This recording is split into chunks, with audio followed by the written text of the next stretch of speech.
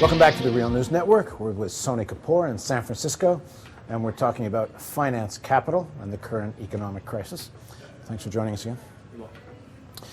So I'm going to try and do a quick recap again, although the truth is you should watch the other segments because they're far better than any recap I'm going to do. Way too much wealth transferred to very few hands.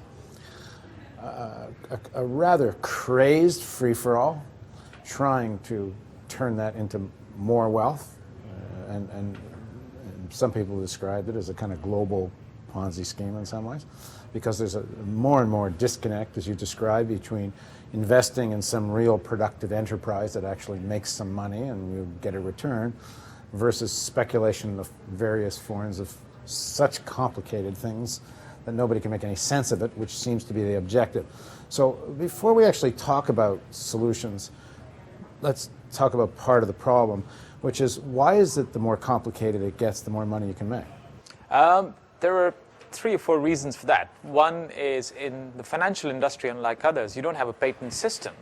So if one financial institution, let's say Goldman, starts selling a product, it's very easy for Morgan Stanley to copy it, and the profit margins deteriorate. So Goldman will try and make it as complicated as possible to make it harder to copy, so it can have a longer time period over which it can earn excess profits. The second is, and this is something we did all the time, is if I'm trying to sell a product to my customer, the more complex it is, the more information asymmetry there is between you and I. Because I made the product, I know everything about it. If it's complicated, you know very less about it. And that means I can extract a higher profit margin from you, as exactly happens.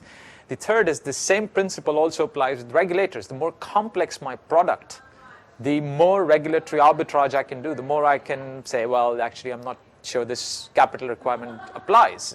And, So for all these reasons, there are very powerful incentives that the financial system left to itself will become even more complex. So what we need as part of the solution Well, let's get into the mechanics of that. I mean, they must actually pay people to sit there to invent all these new products. That's exactly what they do. And make it more complicated. How can we talk? Like, we should also get what the relationship is here. These investment banks like Goldman Sachs, they get somebody, wealthy individual or pension fund, or somebody comes in and say, I got all this money, go make me money with it. Yeah. And they make their money by making your client money, but also extracting as much out of that as they possibly can in the process. Absolutely. That's exactly what happens. And using this complexity to fool the taxman, because the financial industry is a big actor in tax avoidance. Well, you told the story how you work for Lehman Brothers. The first thing they want to do is get you to open up a bank account in the Cayman Islands. I have a friend who tells me that an enormous portion of the world economy is based in tax havens, untaxed, unregulated, and talk a bit about this. It's absolutely true. It's estimated about 1/3 of the global wealth is located offshore in tax havens, and it's not just countries such as the United States and Germany that lose out, where the rich are able to use these havens to avoid their fair share of taxes. And that means the rest of us, the middle class and the poor, we need to fork a much higher proportion. And it also means that the healthcare system is underfunded. But it also means that a lot of poor countries lose enormous amounts of money. It's estimated that developing countries lose as much as $500 billion every year to money leaking out from their systems into these tax havens, which then gets pumped into investments such as real estate in London and the New York Stock Exchange, and inflates the asset price bubble further, which, when it collapses, causes carnage everywhere. So why aren't there, for example, in the United States, why don't they simply stop this from happening? They must be able to stop this money moving offshore if they wanted to. That's the point, is they don't want to? It's been part of that whole mentality. I mean, there was a significant move that was planned against tax havens at the OECD. There was an initiative going on, and the Bush administration killed it. So that has been part of the picture. The second is that the amount of money is to be made and how much is at stake from the rich and the powerful and the industrial elite and the banks, who are all part of the power structures, is just too much. So the powers that be don't really want the system to change. So there's an enormous amount of money to be made, which is the resistance one needs to overcome to do something about it. There are moves happening now. With UBS, for example, there's a case that has been pursued by the US against UBS. It was found that UBS bankers were smuggling diamonds in toothpaste for US clients to help them avoid taxes. And that was just one egregious example. But it was happening at a large scale. It happens at a very large scale around the world. So let's go back. You have the first bailout of the banks with Bush, supported by both Obama and McCain. President Obama comes to power. Another massive package goes to the banks. Where did that money go? What was it for? We were told this isn't about bailing out the banks. It's about making sure you can have credit to buy a house and small businesses can get capital to invest with. Did we really need to transfer this massive public assets to these banks to solve this problem? There were other options on the table. In the UK, for example, banks were taken over by the government, which financially speaking would have been a more efficient solution.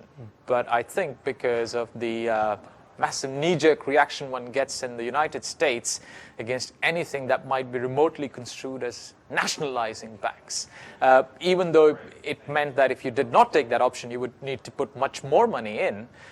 So you guys chose the route which was more expensive, but at least they didn't get nationalized. And you went around inventing terms like banks were being put in conservatorship and all of that. But the fact of the matter is that would have been the simpler option, because in the end, the government needed to step in, needed to do something, and that was the cheapest way of doing that. So assess the measures taken so far by Obama, and in terms of solutions that you would propose, what would they look like? Well, let me come at this from the other end. So in terms of, let me talk about a set of principles that we need to apply in the new regulatory framework that we are designing. And I think the first principle to start with is simplicity. And as I said, the financial system left to itself is going to complicate itself to its death. We don't want that to happen. So a Financial Product Safety Commission, which has been talked about, which says, okay, this is the financial product you're planning to sell. Well, we look at it. If it's really complicated and it doesn't serve a social goal, we don't think you should sell it.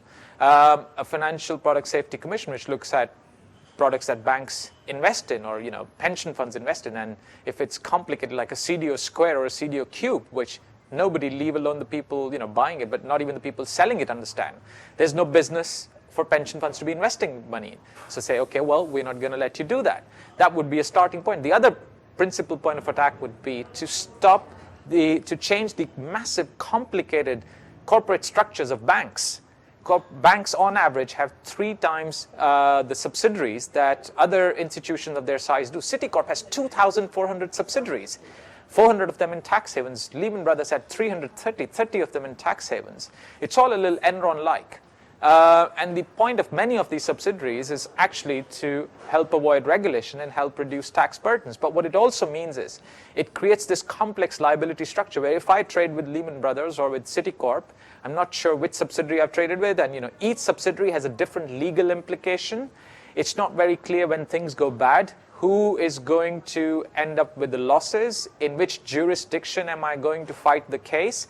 So it just generates a massive amount of complication and uncertainty, which becomes extremely relevant when the system is fragile. So simplification of the legal structure of these institutions would be a very good, strong step. The second principle after simplicity would be diversity. And as we spoke about, the system has been eroded of its diversity through a number of changes, technological liberalization, as well as standardization of rules. And new regulation coming in needs to have an active focus to increase or at least maintain the diversity of the financial institutions. We cannot let hedge funds behave like banks and banks behave like hedge funds. And it's just not a sustainable system. So we need more compartmentalization in finance, be it going back to the Glass-Steagall Act, separating commercial banking from investment banking, having a boundary of regulation where hedge funds are subject to a lighter regulation regime than banks, but banks are kept safe from hedge funds, having pension funds and sovereign wealth fund taking long-term risks, banks taking credit risks, and institutions such as hedge funds taking market risks. So that means that risk should be borne by people who are best qualified to bear it, and they should be regulated differently, and everything should be clearly watched by the regulator in a transparent market. So that diversity is very important for stability of the financial system. The third principle I would go for, after simplicity and diversity, would be fairness, and a system where banks and financial institutions first do not pay their fair share of taxes. Banks are amongst the lowest in terms of effective tax rate versus what it should be on paper. The bankers and the people who work in the private equity and hedge fund industry, as was said by, I think, Warren Buffett or some of the other private equity people, that they pay a lower rate of tax than cleaners. Many of them are able to get away. So the people working in the industry itself, and most importantly, the amount of tax avoidance that the industry enables other people to get away with. These clients in Switzerland, big corporations incorporating in British Virgin Islands, etc., complex products to help companies avoid taxes. All of these put together erodes the tax base and means that the rest of us and the middle classes bear the burden. And when the shit hits the fan, as it has now, these institutions are then bailed out by the exact same taxpayers who were squeezed out in the first place. The little guys, only the little guys pay the taxes. So having a system of fairness where these institutions are made to pay their fair share of taxes and pay for their own rescue, perhaps by imposing a transaction tax on financial transactions, which has been talked about in the UK. It's been talked about, by various people in the United States. Would be a good way of at least recovering the cost of the crisis. So fairness would be the third big principle I would suggest. So in the next segment of our interview, let's talk about whether these three principles are embodied in the legislation in front of Congress or not. Yeah. And let's talk about one other thing. If it takes the public option to hold health insurance companies accountable, then maybe does it take a public option to hold banks accountable? Please join us for the next segment of our interview with Sony Kapoor.